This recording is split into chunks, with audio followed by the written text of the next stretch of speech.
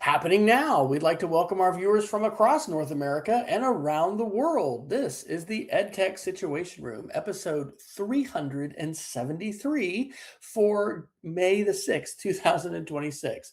This is Wes Fryer, sporting my Maine Diner University shirt tonight, coming to you from Charlotte, North Carolina, where I am a middle school media literacy and STEM teacher. And I am so excited to be joined tonight by Kern Kelly, coming to us from the state of Maine. Jason Neiffer has a lot of travel in the month of May, and so I have been reaching out to EdTech gurus that I know, and Kern is he's basically at the top of the list. Kern, thanks for joining us. Where are you actually coming from tonight? I'm so happy to be here. Yeah, so I'm calling in from China, Maine, which is interesting. It always makes package delivering and mailing things a challenge sometimes. But yeah, no, I was very excited to get your email and very happy to be here. Awesome. So tell everybody what you do. My perception, so I think we know each other through Bob Sprankle and through the Seedlings, through Alice Barr and Cheryl Oakes and Actum and the great EdTech community that you all have up there. My perception is you've been in the teaching and the EdTech game for a long time. I know you are an uber connected Google person, but my perception is that you love teaching so much that you never wanted to completely leave the classroom and just go admin. And so you are still really close to teaching kids. Is that accurate? That's exactly right. No, the entire time, there's never been a time where I haven't been fully in the classroom, 1 foot fully in the classroom. Even when I've done my PD things and, like you said, travel around and do professional development around the world, etc.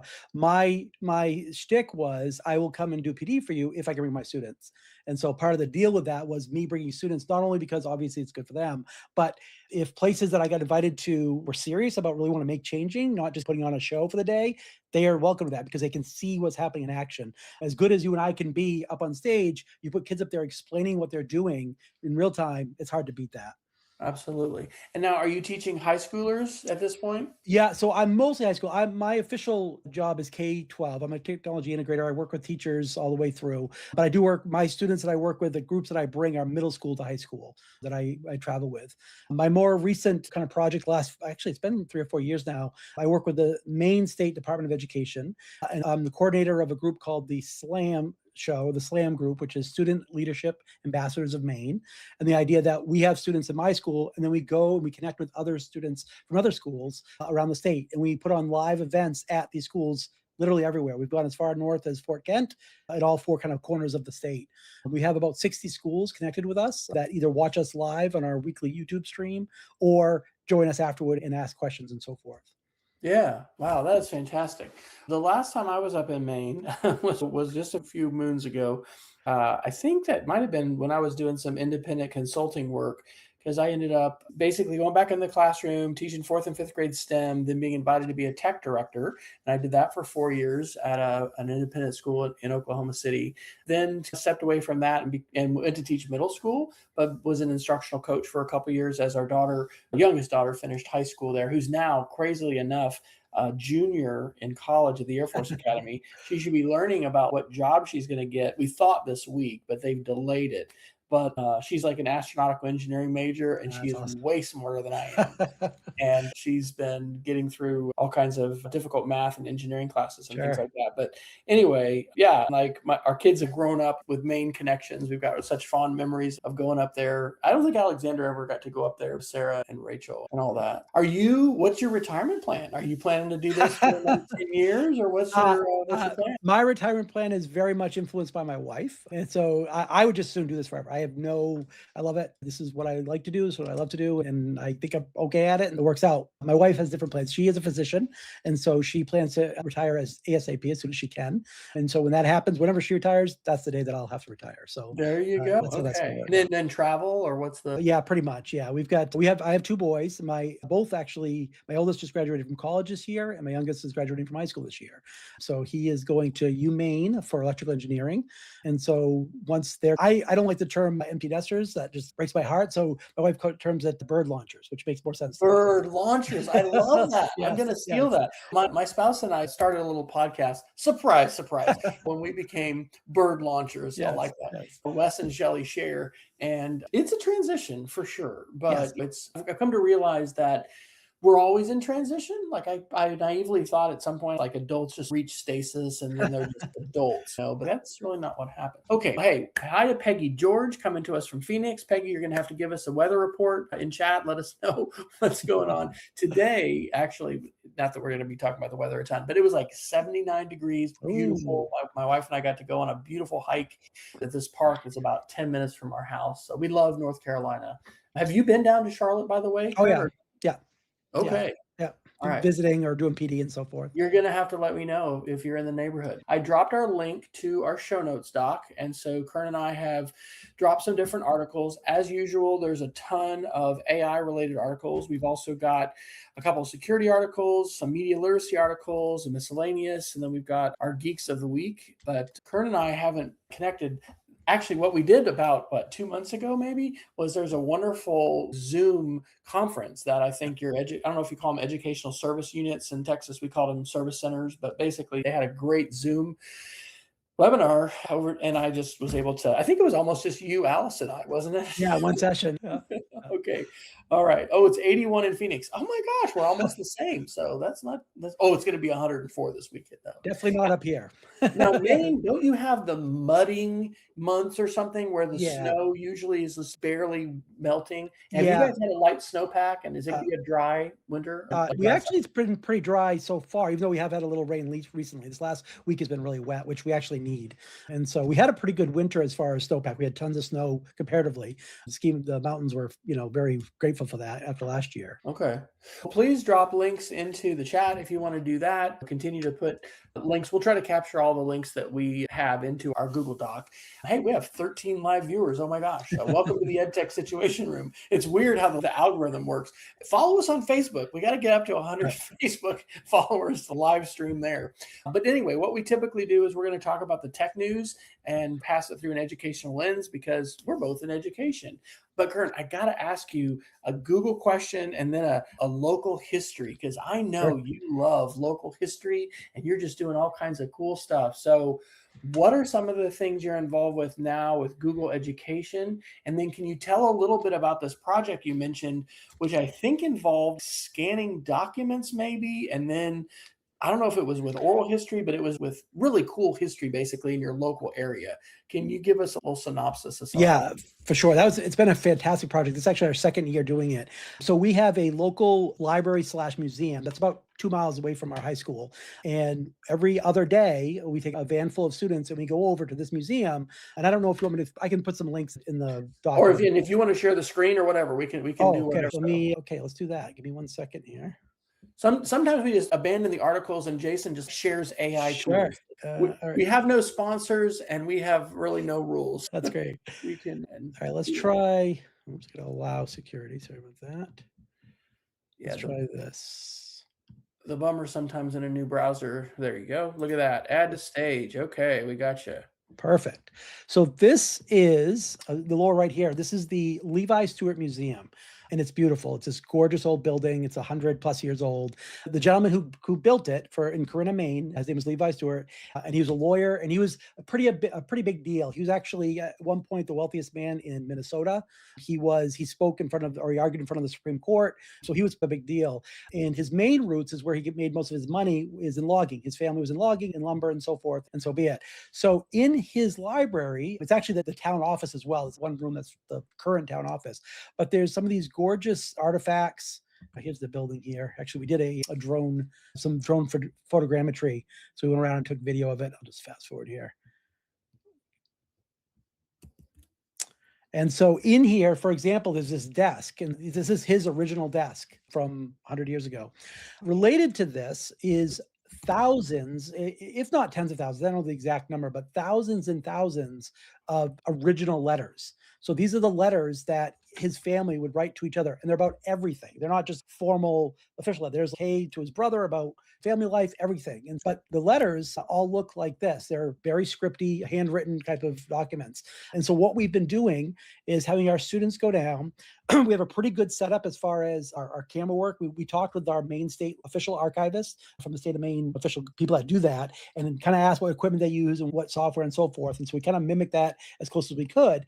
And my students created, using vibe coding / their own coding skills, a transcription tool that would be able to transcribe the handwritten words and then input that directly into a database that when we're at a certain point, we're going to share that with everybody. And so the purpose of that is not only to be able to, yes, you can search for keywords and so forth, but you can actually search for context. Hey, I want to find out how Levi Stewart made his money. Oh, it was in logging. Or what was his family life? What was life like during the Civil War? This was about just post-Civil War time. So a pretty amazing resource we have there. And so that's been our project. We've been really working on that for now the last year, and now we're doing it this year. We have been able to, this is the other piece of that I think I mentioned, that photogrammetry where we go down, let's see, this is a good one, the typewriter. What does photogrammetry mean? Okay, this is, let me, right here, these 3D models that I'm kind of zipping around here, you can kind of see, these are, we just use an iPhone. So an iPhone, I think it's 15 or 16 Pro beyond, as long as it has LiDAR built into it, you take as many photos as you can, let's say 1,000 photos or more, and it will stitch it together to create a 3D model that you can interact with. In fact, these can, if you have this, if you pull this up on your phone, you could hold it out there and using augmented reality or AR, you could place it in the room. So you could see what Levi Stewart's desk was like. Let's say it's sitting in front of you kind of thing. That's amazing. Yeah, isn't that fun? If you could drop the Google site, under our miscellaneous, I got the Levi Stewart Museum.org. So I think you probably know my love of oral history and story chasers and some of that work that I got to do in Oklahoma. Since we moved to North Carolina, which I am so fascinated by our longer history. Our church, or sorry, our school is right next to a church that was founded in, I think, 1791. But just down the street from us is one of the first 7 churches that was all around Charlotte. It's called Philadelphia Church, and it was in the 1770s. But anyway, there's all this history and all this Civil War, a Revolutionary War, all this different history. So anyway, I've been volunteering with the Mint Hill Historic Society for the last pretty much 3 years. We've been here 4, and they actually elected me to their board last week. And so I've done a lot of the work with oral history interviews, and we didn't get a grant. There's it's an Arts Council grant, because basically they've got, I don't know, maybe 80 or 100 different interviews, most of which are on cassette tape and need to be digitized. Sure. I've mentioned before we started using Descript. And so being able to have a pretty accurate full text transcription, but then have volunteers go in to fix place names and the names of people. Yep. You've got all these 3-ring binders that are family focused. And so the history of these families. And so it's like a work of love or whatever, passion to just want to contribute. But this like cross section of where digital technology meets artifacts, meets stories, right? And then the places. I don't know if you know, I'm going to really geek out and we got to talk about news tonight. But did you know gold was discovered right here first by, of course, the Europeans? The native folks knew gold was here. But it's 30 minutes from our house. It's Reed Gold Mine, a 24-pound nugget that was one of these that was found. There were 17 gold mines just in Mint Hill, and then all of Charlotte is still today riddled with all these gold mines. But anyway, it's just like very interesting history. And then there's also all this history about how folks were enslaved here, and the churches and the cemeteries. We have a cemetery of the formerly enslaved that's right across the street from our school, and so all of that stuff. So when I heard you mention some of that in that webinar, I was like, I got to learn more about that. And last summer, my dad grew up in Northwest Wyoming, and Heart Mountain was one of the relocation camps for the Japanese Americans that were relocated during the Second World War. They've done a really good job memorializing all of the families and people who were incarcerated there and telling that story. And anyway, it's just like connecting with local history and finding ways that we can bring this history to life and leverage technology, I think, to broaden the access that people have, right? Because I don't know, I want to get back to Maine. So Alice, we got to talk.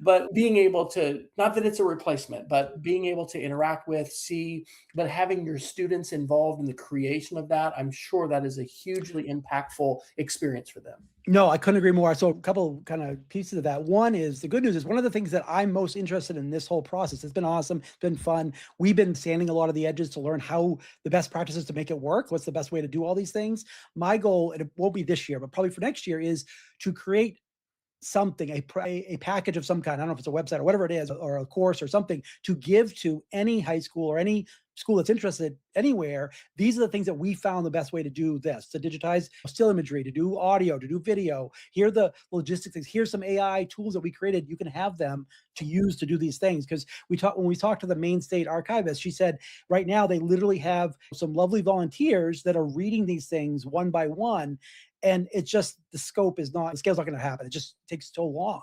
And so for us to be able, we showed them what we had done, and they were like over the moon. They're like, wow, like, how did you do that? So it's not that hard now. It's not that big of a deal. Yes, you still go through and make sure that everything lines up right, but that original pass. And what we found is the better models, the better that we have the models, the better it is, the better it does as a job. So we're actually budgeted for next year for the ultra models, for some of the higher level, the $200 a month things, because it's going to be worth it.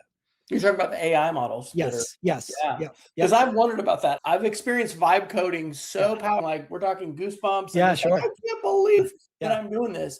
And then I'm like, what is that $200 model going to be able to do? You get what you pay for. I've had the experience just because Google let me. I was beta testing something for the while, so I had the ultra model for a couple months, and it's you get what you pay for. It's like using the free model of something versus the paid one, even the $20 Yeah. one. Oh, You know yeah. there's a difference. Yeah. There is that much of a difference as far as the quality. How I explain it to my students when we talk about this, because they don't understand, like, why does it say fast or say thinking or whatever? And I basically say it's like first draft versus final draft. Like the first draft, it's fast, but it's whatever it is. Versus if it goes through it over and over 10 times, 20 times, 100 times, it's just going to get better with each pass. Yeah. I'll digress, and we'll talk about some news, folks. We promise. So I'm going to be teaching broadcast media next year for the first time. My classes have basically been web design, computer programming. This is all middle school, grade 6 through 8, and then we call it computer applications, but it's media literacy. I've really had a chance back in Oklahoma for 3 years, and then the 4 years here to basically write a curriculum, take what we used to call Microsoft Office and keyboarding, and then, ooh, what do we do now? Let's do Google Apps, let's do media, let's make video, those kind of things. But I really resonate with that yes, we can do it. It's not rocket science as far as like digitizing, or in the case of these oral history interviews, sure, get Audacity open, plug this little converter in, got to have a cassette recorder that works, but we can digitize it. But like basically systematizing that so that volunteers and others can come alongside and then do some work, and it's like crowdsourcing basically. And so I'm excited for us to connect further with that, because I think not only with high school, but thinking about folks that are in college, anybody who's involved in historical studies, anthropology, there'd be different, could be museum studies, could be library studies, different places of intersection, but like grants, and then bringing together interns and all of that, because I've done some work with that in the past, and I think that will really bring some wonderful value to the Historic Society, and then potentially to others, because as I love to go into little museums and stuff, but I generally always see, oh my gosh, what if this, especially the voices, passionate about that, because man, it's just between my spouse and I, my dad's still with us. We've lost the other parent. So anything you have is just amazing to have in their voice. But then when you're like listening back to other generations, to me, that's a really magical and potentially transformative use of technology. And I love the way that I see not only students, but sometimes parents and other family members get very animated when they talk about preserving their family history, because it's one of the parts of this whole project is the kids go in and they find we have the tax ledgers from 100 years all the way through. And so they choose a family name, and a lot of them, not all of them, but a lot of them their families are from the area. So they recognize, oh, that's my uncle or great aunt or whatever, some kind of distant relative.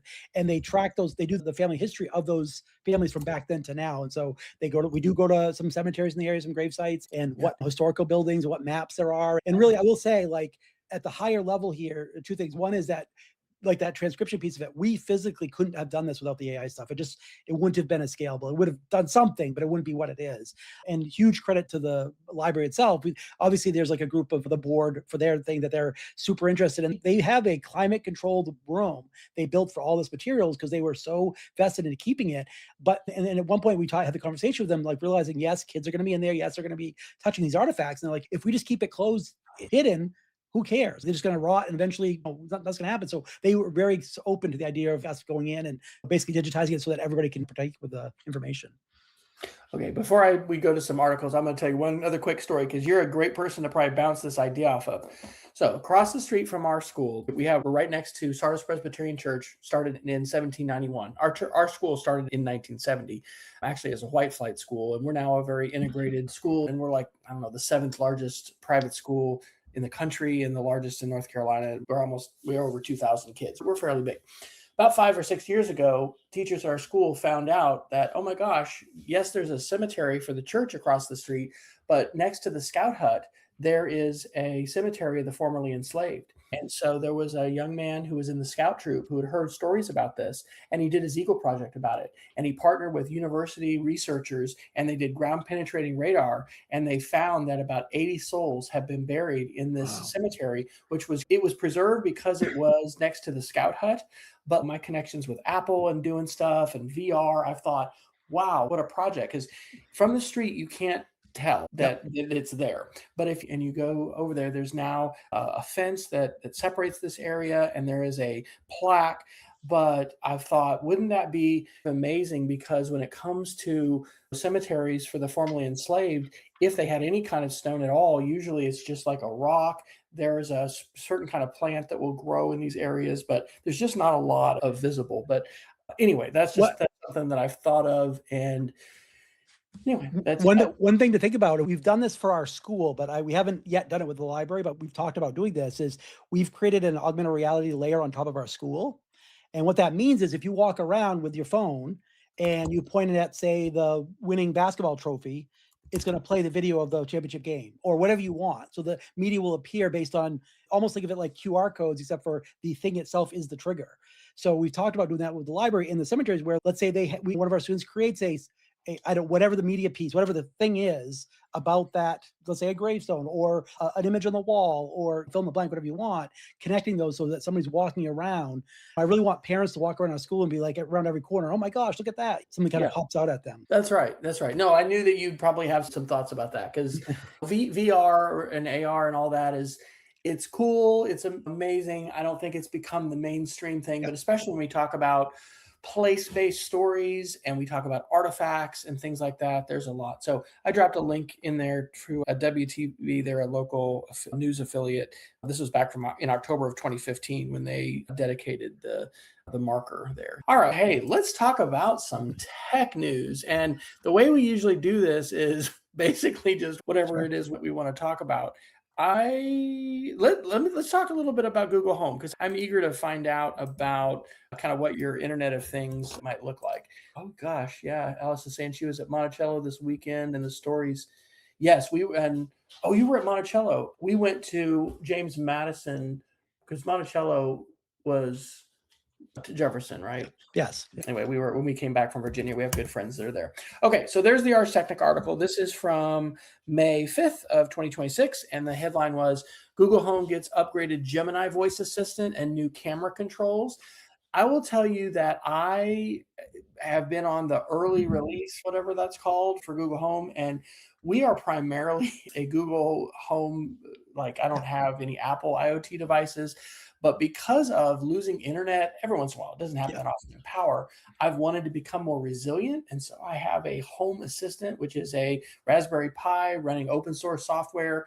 And so I can now turn a few lights on and off and a few things. But anyway, this is basically a mainstream bringing some Gemini power to the Google Home ecosystem. I'm really glad because I love my iPhone. I've got my Apple stuff. Siri has just been terrible. And there's an article I got in here too about an announcement that they've got for that. Well, there's a reason why they just partnered with Google for their AI, basically. And absolutely. Absolutely. So any thoughts about that? And do you have a smart home? We've got them all. We've got the Alexa, we've got Google, we've got Apple's device, whatever, because I try them all. My big thing with that stuff is if somebody asks me a question, I want to have experience with the hardware so I can hopefully help them. IoT stuff still has a lot of problems, right? Obviously, like as far as there's a great quote, Steve Gibson, he's a security guy. He basically says the S in IoT stands for security because that's still a problem, especially as AI more and more people are able to use that to push security boundaries, right? Are they hitting IoT devices that haven't been updated for however long, that kind of thing. So it's got to be a big player. It's got to be an Apple or a Google or an Amazon to be able to deal with that stuff. Long wished for, and I played with it early, and I just backed off with a true home system that really does manage all the different pieces, because these things don't talk to each other. Matter's helped. The protocol Matter has helped a lot, but it's still not quite there.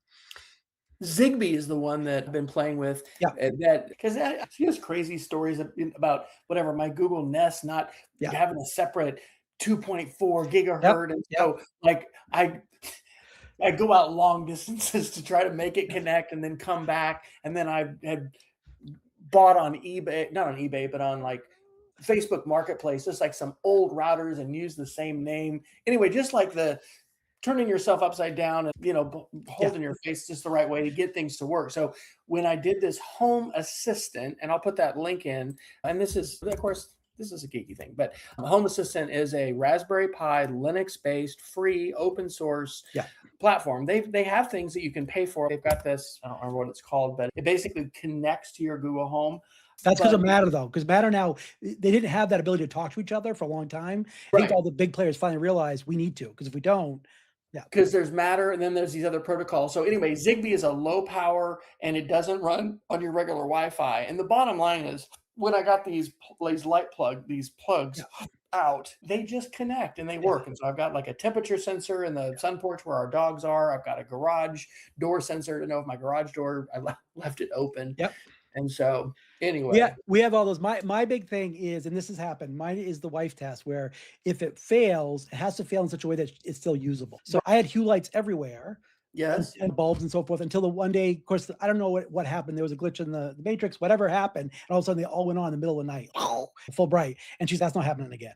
So then you're feeling like you're in a Dark Mirror episode or some kind of, So it's gotta be, they've got to fail gracefully, basically, in a way that if they don't work with the stuff that they're programmed to, but at least they turn on and off, whatever. And they're getting better about that stuff. But yeah. I don't know if you've used AI to do this, but like I've now switched to Claude primarily. I'm Gemini and Claude. And Gemini is still, like, for me, amazing with images, graphics. I've been playing with sketch notes that I make and my students make, and then saying, make this into a sketch note. And it's crazy how good it is. But being able to basically push yourself further with tech, like that's how I figured out what I needed to order for Home Assistant, because I had to have like a Zigbee connector and all of it. It helped me out with all of it. So I do want, I think, to get a speaker, maybe. I don't know if this will be possible, but that I can talk to, where it's not going to rely on the cloud. Not that we lose internet a lot, but it's actually happened several times. Sure. And it sucks to be like, crap, how do I work, man? The internet's down. Yeah, no, 100%. Yeah. It's okay. Go for it. All right. You want to pick an article? You can choose anyone I put in, or one that you did. Sure. You had an article in there before, so that I piggybacked on that one. It was the vibe coding will break your company.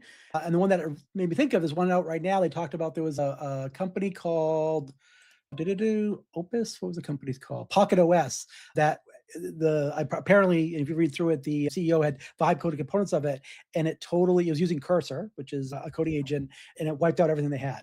And so basically it wiped out their backups. I don't know if you read this yet. It was worst case scenario. Wow. Yeah. So the article Kern's talking about was April 23rd, Forbes, Vibe Coding Will Break Your Company by Jason Wingard.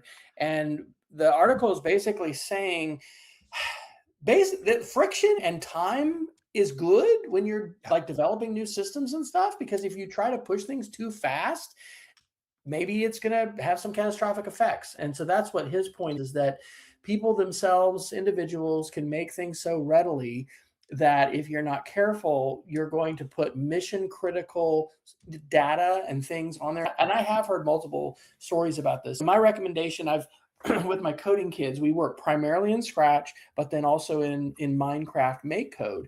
And it typically happens, and it just did, where one of my students, it's actually happened to two, didn't save their code, because with MakeCode, you save links, you create a profile. And so my kids have a Google Doc, and we're supposed to put our links and tell what we did every day. So they've got this record.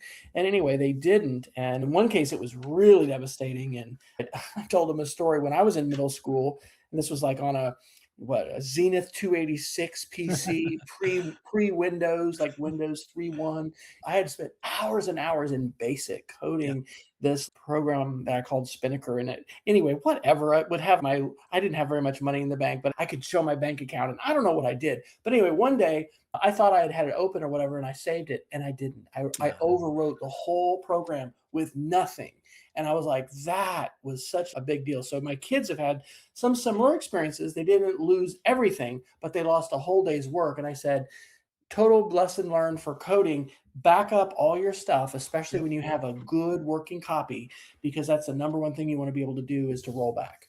And that to me was the takeaway from that article, was that the backups that the gentleman had, it was on the same volume. So it basically wasn't the way you're supposed to do it. And you could argue, in effect, it was a human error. Now, did the AI make a mistake? Absolutely. It didn't do the right thing. But that's, again, the old saw of relying on a computer. That's not going to work, right? So you have to be responsible for those type of things, and doing backup, quote unquote, the right way, and managing all that. And I'd much rather have kids learn that there and learn it the hard way, so that they, get those lessons ingrained in their head, and like never want to do that again. Yeah. And we also need to continue to develop capacities in folks when it comes to technology. It's not just for the coders, right? Yeah. Because Yeah. people that are running companies or being their entrepreneurs themselves, like you've got to make decisions about your data and where it lives. And you need to be able to ask questions like, how is this being backed up? When I was a tech director for 4 years, are we ready for a ransomware attack? Like, how are Yep. we going to restore our stuff? Have we ever practiced that? Because if you've never actually practiced a restore, you don't really Yep. have a plan that is real. No, So couldn't agree more. Yeah. Actually, yeah. it's funny too, because one of the things you mentioned about the kids coding and using Scratch and make crafts and so forth. Last week or last episode, you had mentioned having your kids. I think you said you downloaded some SPKs and then you brought into either Claude or one of them to update it. I highly recommend getting, if you can, it's a little bit of a cash, but it's not too expensive, but getting one of those desktop arcade systems, Okay. like a Raspberry Pi. So here's the deal: the kids still code in Scratch or whatever, just like you do now, but you put that in a public place that now anybody walks up to in the library, whatever, they're playing their game. And the Kern, I kid, would love to do that. That would be phenomenal. Can you yes, do that off a Raspberry Pi? 1000%. We do it. We actually have a full standing one, like a full stand-up arcade. We bought, this was years ago. One of our students did as a project. She raised money, did a full standing arcade. The only caveat with it, different than your keyboard on your screen, is that the key bindings are different, right? Because up, down, left, or whatever Well, might be it's different. like what's the makey? It's like Yes, exactly. you gotta map You got your to map. input. That's right. That's the only difference. So what we do is I built a template of what each of the buttons do basically, and I give that to the kids and they go from there. But the reality of them seeing or playing each other's game in an arcade setting, it Yeah. is night and day. It is night and day. It is, Okay. yeah, Okay. I need this is my to-do for tonight is to follow up with you about that. for I sure. do have this sense because my my favorite unit with Scratch is we learn to do the basic stuff of a name project and a little animation. And when it's October, we do a spooky stories. Did you ever see that spinner that Tony Vincent did for spooky I stories? don't think Like so. you spin a character and you spin a setting and you spin a conflict. Oh, It's cool. like off those three things, then the kids have to make a spooky story. Anyway, Yeah, it's probably one of their. I like it a lot. I think sure, it's sure. but we do scratch mazes. But the thing is, we do a tournament, and Yep. so the kids will play each other's mazes. And having other people, That's sometimes the in your trick. class or outside, I Yes. think that is a real transformative thing. It is. It takes all the things that you want to impress upon the kids as far as coding wise, and it makes it in a real, in such a way that me as a teacher, maybe you, I don't know, but couldn't explain to them, impress them I'm strong enough. It has to work each time. If your code doesn't work, or if it like, oh, I don't worry about it because you're showing your buddy and you just say, oh yeah, just jump over here or click here or do whatever. You can't have workarounds. It's got to be bulletproof. It's going to be sitting on a table somewhere, and they get so excited about it. It really is a game changer. And again, not for big money. We're talking $100 or something, not crazy. Yeah. Allison or Peggy to ask about Tony's website. Yeah, he still has his website. He also has got this shapegram. So there's the spin a spooky story. I've got that on the screen and I'll put that in the show notes as well. So it's fun.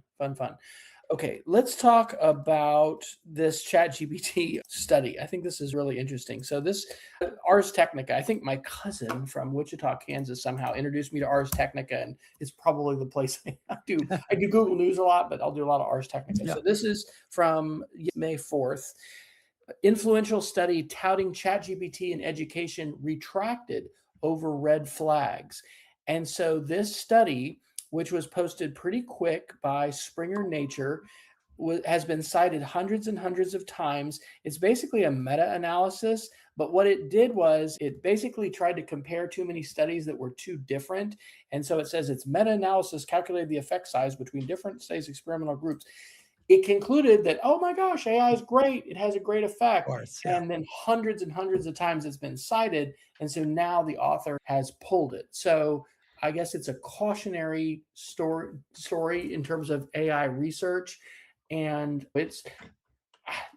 things are moving so quickly, and I've aspired to go to higher ed, and I'm still thinking about that. I just haven't published anything in a while. And it's just crazy how quickly things change, because we could publish an article today, but then when that journal approves it in 2 years, like the Yeah. ChatGPT is going to be totally different. So Yeah. it really is a wild landscape for that. Yeah, I caution my students when we talk about, we haven't talked about this article specifically, but we talk about whatever technology, in this case, it's AI, it's a new latest and greatest thing, whatever. It is not a miracle and it's not a monster. It's somewhere in between. And because it is very trendy is the right word, to either one end you're hype, totally everything's wonderful, or it's the worst thing ever. Because both of those, again, in this attention economy, they both sell in their way. If you're looking for all pro or all con. So being very, you mentioned about media literacy falls into that purview, being very, not just careful where your sources are, but like really what's the thing behind the thing, right? What's going on? Why are they pushing this? Absolutely. Talking about research, I'm going to digress for a second about NotebookLM. So, for my web design class, I needed to come up with our culminating project this year. And we primarily work with Google Sites, which, by the way, you're maybe a good person to ask. Do you think Google's going to update Google Sites at some point? Because it's been around for a while. I'm going to say, I don't know. Probably not likely much, because the next iteration of this is going to be an AI version of that, right? You're not going to cite, because I just read a stat or heard a stat on a podcast, something like that. I can't remember the exact number, but it's a huge, like 50% or something like that of websites now created on the net are AI created. Yes. Because again, you're not going to do all the design. You're just going to say, hey, I need a website that does X, Y, Z. Yeah. Yes. Yeah, my wife and I are going to do between us 16 different half-day camps this summer. And the website that we use does not have really great filtering buttons to be able to say, hey, show me just camps by Shelley that are for fourth graders or whatever. So today after school, I coded a site that is really amazing, and it's a single HTML file, and it left the spacers for 16 or 18 pictures, which I then just created with Gemini, and oh my word. So even if do you know Data Studio at all? Canva? No, Data Studio from Google. I have not, but you mentioned Data Studio with your project with the museum. So that's what we're using as our front end for the database piece. But with that, you have basically a fully functioning database. You can put a Google spreadsheet as your storage, as your back end. And again, it's all, because you can do it other ways, but it's free, it's easy, it's tools that you're used to. Plus it has AI stuff built into it. So again, if you say, okay, I need 18 slots, I want to have a filter that filters by X, Y, or Z or whatever, it's super powerful. Are you doing much with geomaps, with maps that are tied in, like Google Maps and layers and all that stuff? Yeah, we have. You'll get a kick out of this. I don't know if you saw it went through somewhere on the socials. Jerome Berg is officially shutting down Lit Trips, Google Lit Trips. Yes, which is sad in one way, but they're still there. But I don't know if you've tried this. So I was curious, kick the tires a little bit. Just throwing in, I grabbed Grapes of Wrath just because I knew it was copyright free and I could grab the whole text like in a PDF, whatever. Threw it into Gemini Canvas and said, hey, make me a KML file, and boom. Now, was it perfect? No. Was it good? Yes, that I could then take and tweak it as I need to. It's a draft. It's a draft. And I think a lot of AI use is going to that. Okay, so I'm going to show this. I love geomaps. It's their projects that I've loved for a long time. This is a project that one of my 8th graders did, museum ships around the world.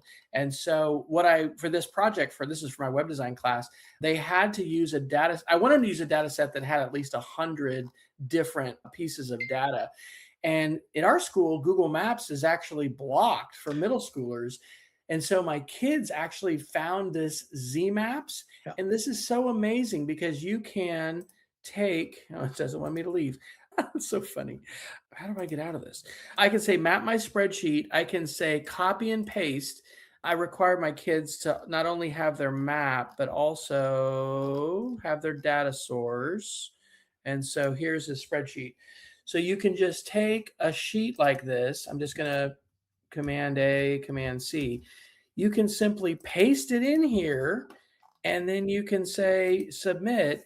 It's going to let you say what you're going to be mapping your addresses to and stuff. So it's actually got Yeah. latitude, longitude, and maybe this isn't going to work since I didn't do much about it.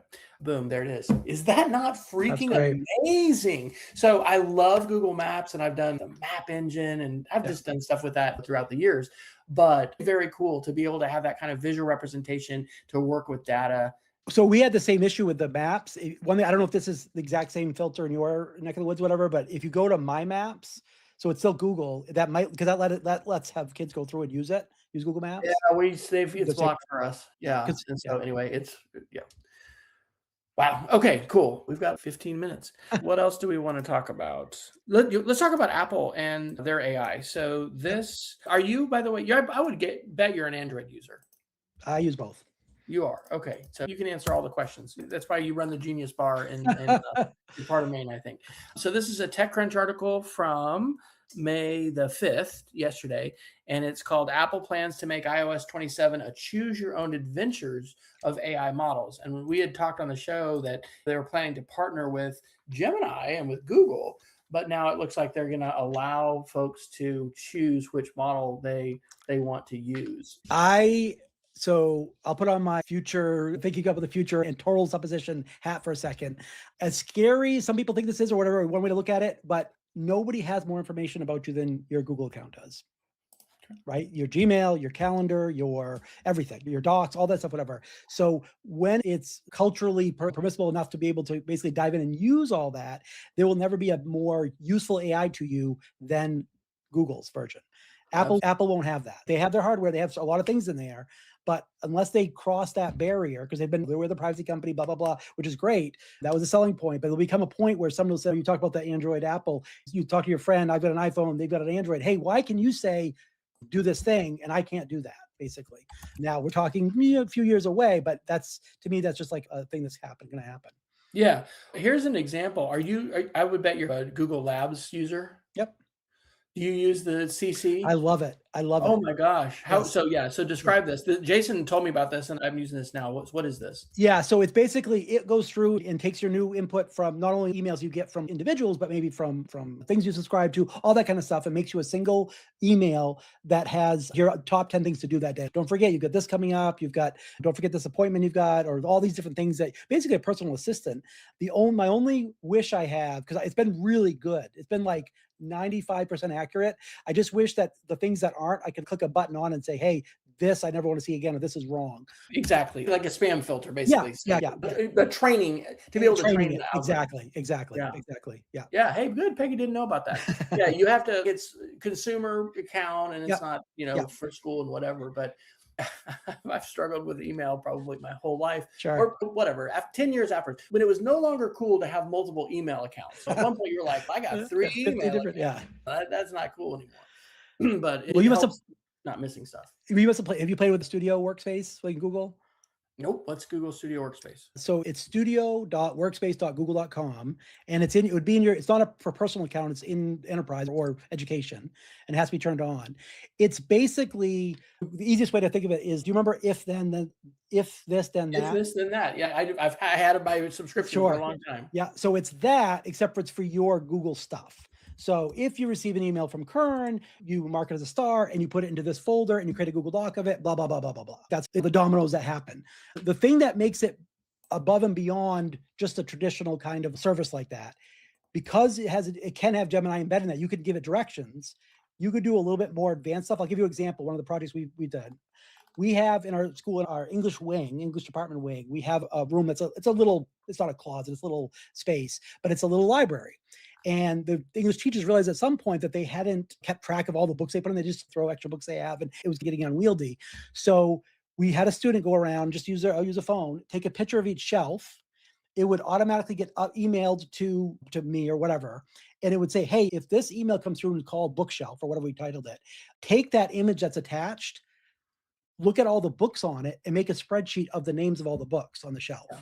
With their author, with their title, with their genre, et cetera, et cetera. So that process that would have taken hours, if not days, took minutes. Click and it's all done. But that's what you can do with it you couldn't do before. And I think that is language that we should be teaching and practicing with students with AIs. Make me a data table. Yeah. Because one of the big ahas of this project that we just did with the geomaps, we don't call ourselves a STEM department. We have a special name. It's called Ideas. We're innovation, innovation, design, entrepreneurship, analytics, and sustainability. We need actually to do more analytics. And so that was part of this idea that, hey, let's get the kids to work with some spreadsheets, work with some analytics. Definitely. And AI is such a game changer. It really allows me to elevate my expectations of what I want students to do. And that's what I was going to say about NotebookLM. So my kids have picked a research topic, and NotebookLM is an approved tool for them, for our school. We have this Canvas hub of all these tools to learn about, but most of them don't know about it. And so I've had them formulate some questions. I'm using Google Docs more now for project management with check-ins. Do this and then check in with me, and I initial it. And because middle schoolers and probably just people in general can have trouble with multi-step projects. So anyway, being able to use NotebookLM, like I've got a student, and I don't even really know all. He's going to educate us because he's into this Premier League in England, which is the soccer league, and you can be, is it relegated? You can be basically down. You can be voted out off the island. You got to watch your Ted Lasso. You really get into all that. Okay, all right. So anyway, he's very interested in all this, but this research and being able to have this library of data, and then not only being able to ask questions, but then the studio creates media.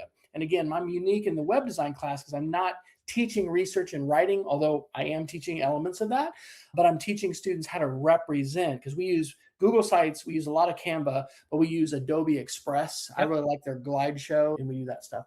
So anyway, it's teaching today. It really is both exciting and very challenging too, because I've got kids that are copying my whole assignment and they'll put it into Gemini and say, here, give it to me. And I've got to have assessments that are more than that. And I got to check in with them so that they're thinking and they're not just having the AI. They're not offloading their thinking. Just give it to them. No, that's the big crux right now with that is exactly like you said. I have this tool. I can use it to do something for me, so I check out, or I can use it to make me better, basically.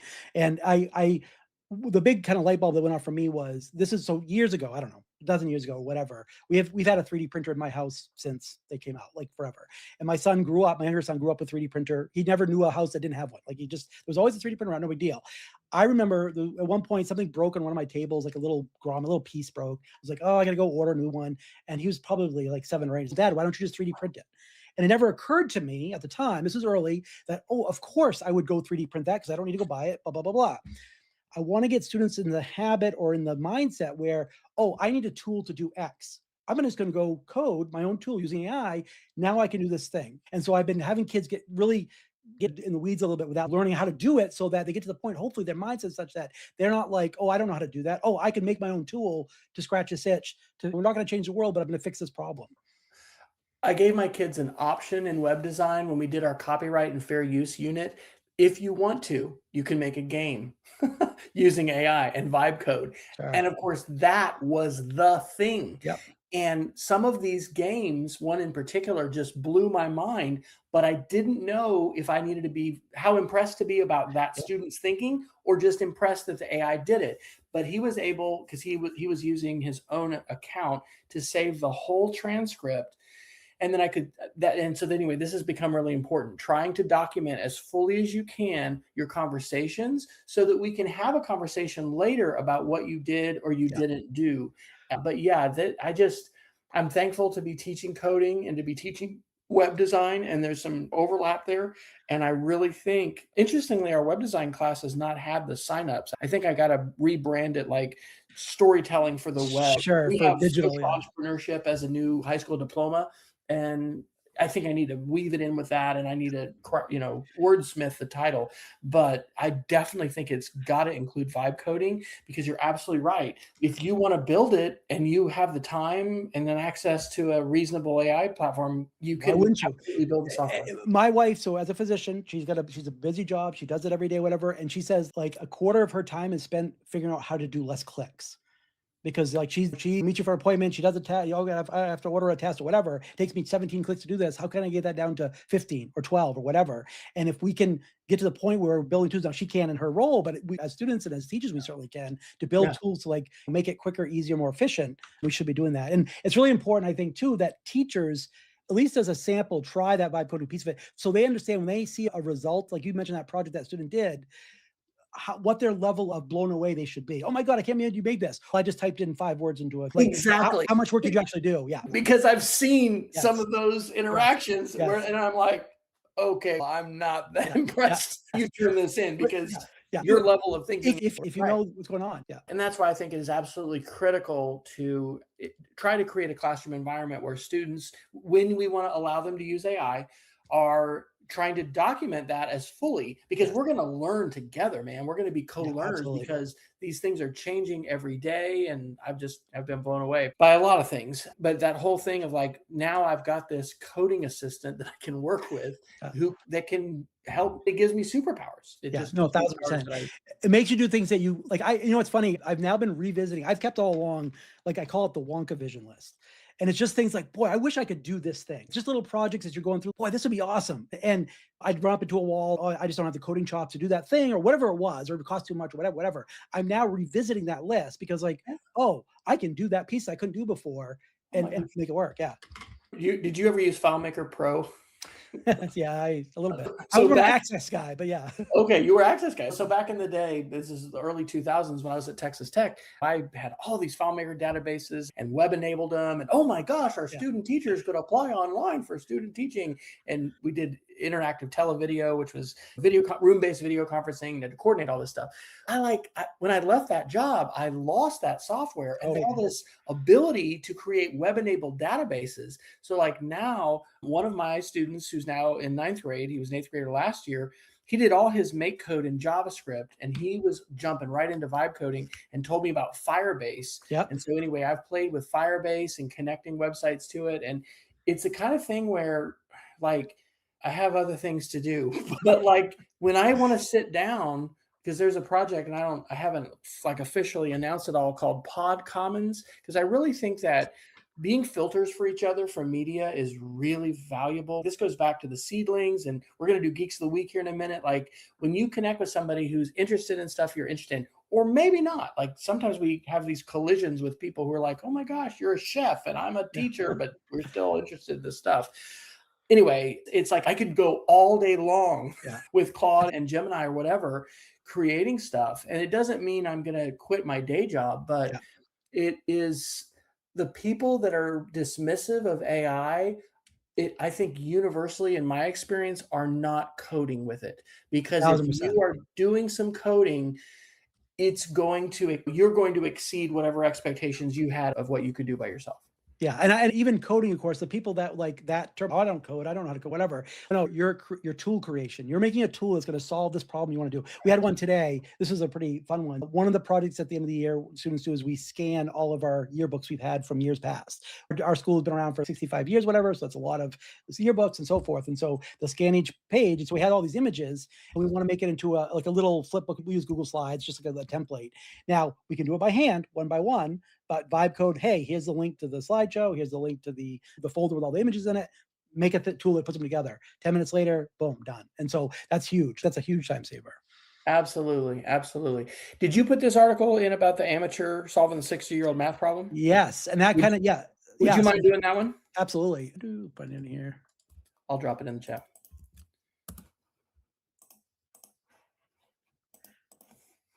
All right. So this is Scientific American. Thank you for pulling up. So basically, this is what we've been talking about, revisiting how many either historical things have happened or we have data points. So this is the case, there was a specific problem, a mathematical problem, that there was a novice. It's just a guy, basically. It's called the Eardos problem.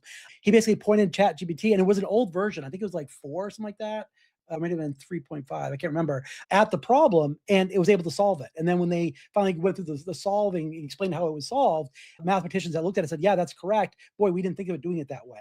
And so really, if we haven't done it yet, we will really need to go back and revisit almost everything, right? Go through and be like, okay, we thought it this way. Let's scan it through. Let's see what happens. Oh, we didn't know this. We didn't know that. This is really, we're talking about a new kind of revolution or a new enlightenment period to be able to go through stuff that we thought we knew. And it's adding that to our toolkit and our habits set of what I would do. A lot of us now will Google things. We're used to, let me Google that.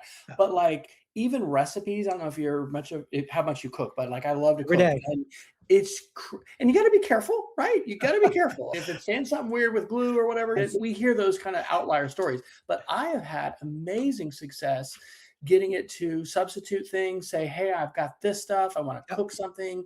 And then I think the other thing educationally that's so important is being able to clearly articulate, but also ask questions. Because what my middle schoolers are struggling with right now with NotebookLM is, okay, fine, you want to do something about basketball, but let's focus in. And so this particular student is going to do the Tennessee and Florida State rivalry and traditions, but that's not always a skill set the kids have practiced in traditional Yes. school, is how to ask those questions, be generative, and then be very descriptive with what it is you want to learn or to have it do. Yeah, it really is an English question because, or when I say English, a language arts question, because Communications. the better you're able to phrase that question, the more detailed, the more specifics.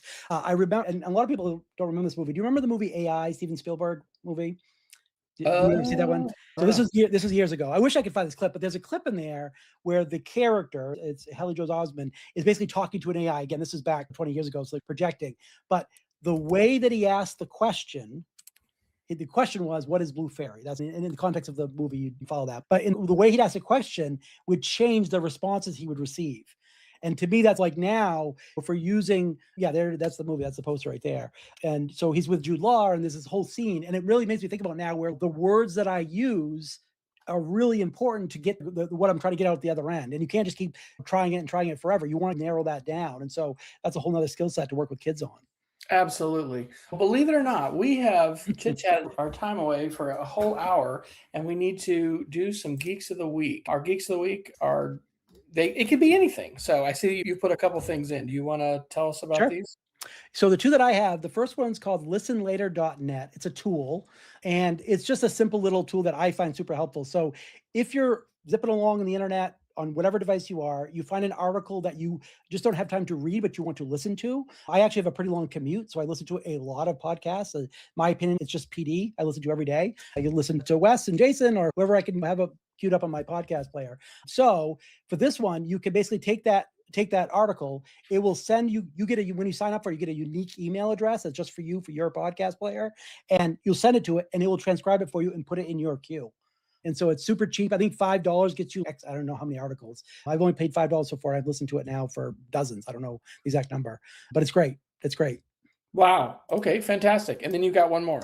Yeah, the other one is a little bit more. So officehours.global, this is a group that came up, kind of developed during COVID, when these are all professional media creators. They might be people that worked for NBC News. They might be people that were working on the Olympics. They're all media creation, and they will answer your questions. And so I've sent many questions to them. Doesn't matter. They're super helpful to high school teachers, to anybody. If you're interested in media creation at all, you throw a question in there. They go every single day, 7 days a week. They have a YouTube channel, and they'll say, Kern from Maine asked about which microphone should I use for this thing or whatever. They're fantastic, absolute amazing resource. That is so cool. That is awesome. Okay. Have you seen Iranian meme propaganda? Yes. Okay, wow. I had not dove into it. And so this is the slideshow for the webinar that I did on Monday. I facilitate webinars for the Media Education Lab. And the recorded archive is actually on the second slide. But we in the United States are using memetic warfare. This is not stuff I'm talking to my middle schoolers about. This is adult stuff. I'm not talking about this with my kids. We're continuing to talk about the moon landing and how it's not fake, and SIFT and things that are hopefully a little bit less controversial. But memetic warfare is really powerful. Memes have a psychological bypass because a lot of times we'll have nostalgia for Lego or for Franklin the Turtle or whatever. And so anyway, it's important to talk about. And it's also important to talk about outside of school. We did a webinar with, I don't know if Lucy Gray, who's in Chicago, but she's been working in the library part-time for several years now. And it was all on media literacy for seniors. And everybody needs media literacy. And so talking about these things. Do you know the name Jason Levine? I do. Yeah. So he's the meme, was it the memetic warfare? That's his shtick, and he talks a lot about that on his podcast. Oh, I don't know that I've listened to those. Angry Planet is the one, 404 Media. Jason, let's see, get their names right. Matthew Galt is one of the ones that has written a lot for that. And then the book Like War by Emerson, and anyway, 2018 book, New York Times. It feels like every generation goes through there. We have words that we know each other, but our parents are too old and to know our cool new words that we use, our language. And it feels a new iteration of that. Yeah, absolutely. Kern, this has been so fun. Oh my gosh. Thank you so much. Absolutely. Thanks to Peggy and for Alice joining us.